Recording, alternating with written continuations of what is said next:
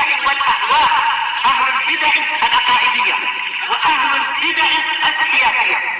نقول بيننا وبينكم السلف، بيننا وبينكم الكتب، كان فيقول البدع بيننا وبينكم. Bismillahirrahmanirrahim. Qala al-Imam An-Nawawi rahimahullahu taala,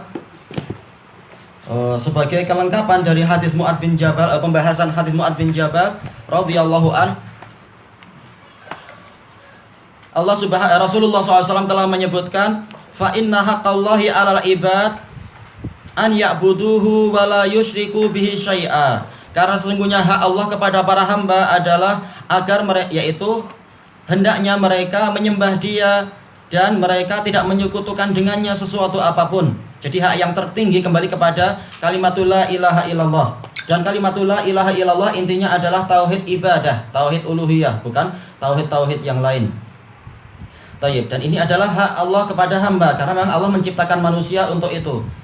Yaitu apa? Wa ma khalaqtul jinna wal insa illa liya'budun. Tidaklah aku ciptakan jin dan manusia kecuali agar mereka menyembahku semata, bukan menyembah yang lain-lain.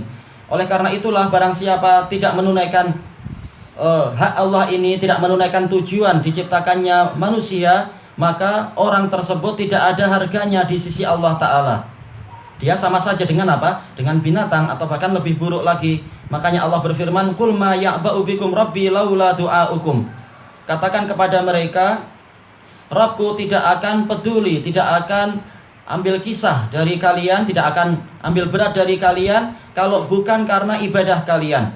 Jadi intinya memang apa? Masalah peribadatan. Dari awal sampai akhir kehidupan manusia memang untuk apa? Untuk peribadatan. Memang itu adalah hak Allah. Baik. Kemudian Rasulullah bersabda, wa haqqal ibadi 'alallah.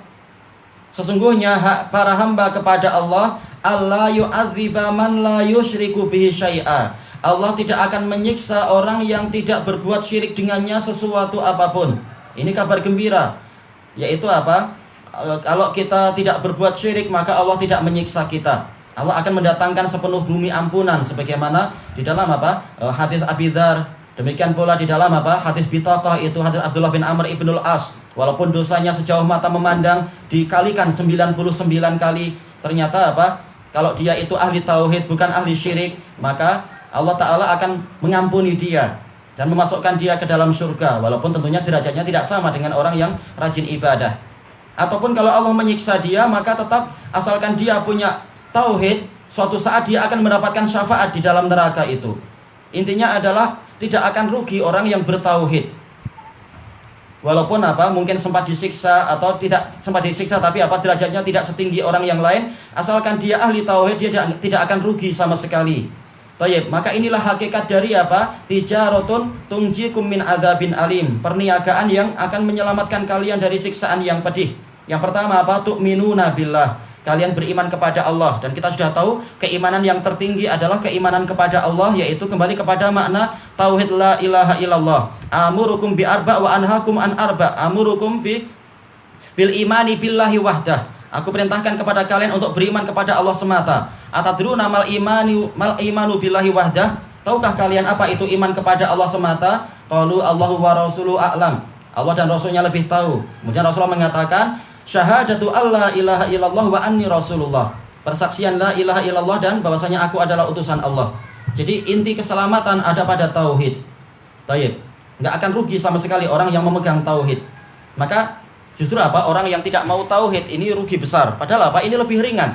Tidak perlu membuat persembahan untuk apa? Patung ini, patung itu. Tidak perlu memberikan persembahan kepada dewa kekayaan atau Dewi Kuan Im, atau kepada Nyi Roro Kidul, atau siapa lagi itu, dan seterusnya dan seterusnya.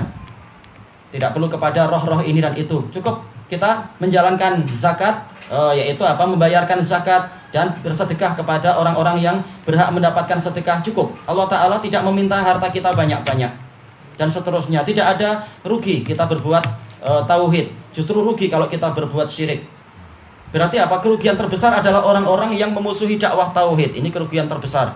Masih mending kalau apa? Masih lebih ringan kalau dia memusuhi syariat yang lain-lain, walaupun ini juga besar, dosanya besar. Tapi kalau dia sampai memusuhi dakwah tauhid, ini kerugian yang terbesar.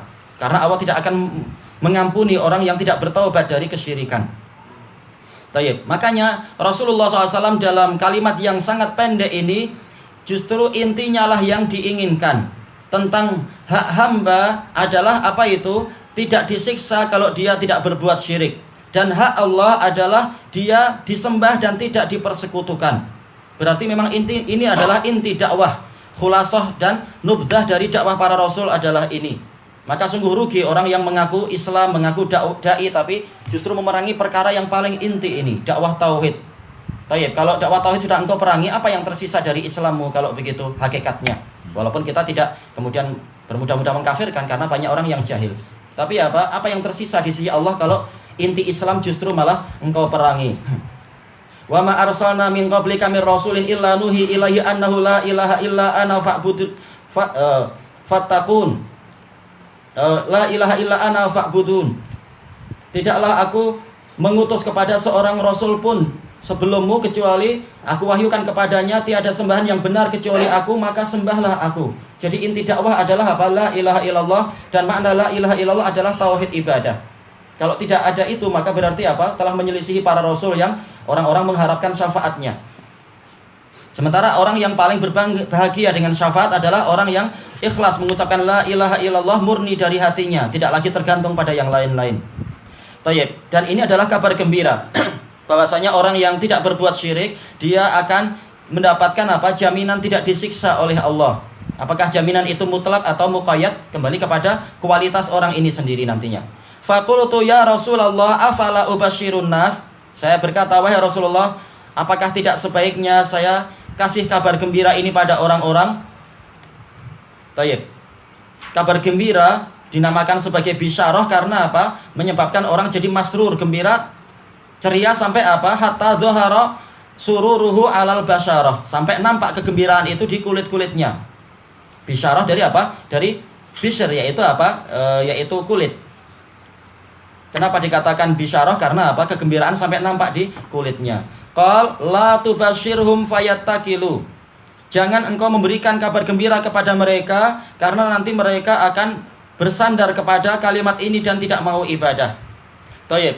Dibuat bab khusus oleh Imam Al-Bukhari di dalam Sahih beliau, bab bolehnya seorang syekh mengkhususkan, seorang alim mengkhususkan sebagian ilmu kepada sebagian murid. Dan itu juga dibuat pembahasan khusus oleh Khatib Al-Baghdadi dalam kitab Al-Jami' li Akhlaqir Rawi wa Adabis Sami'. Boleh seorang syekh itu mengkhususkan sebagian murid dengan apa? Hadis-hadis tertentu. Karena apa? Dilihat murid ini sudah siap dengan ilmu ini, murid yang itu belum siap, dan seterusnya. Demikian pula ini dipraktekkan oleh Syu'bah, demikian pula oleh Al-A'mash. Baik, kita perlu masuk ke yang berikutnya enggak ya? Yang berikutnya besok insyaallah, wallahu a'lam. Subhanakallahumma wa bihamdika la ilaha illa anta astaghfiruka wa atubu ilaik. Aku lupa satu lagi.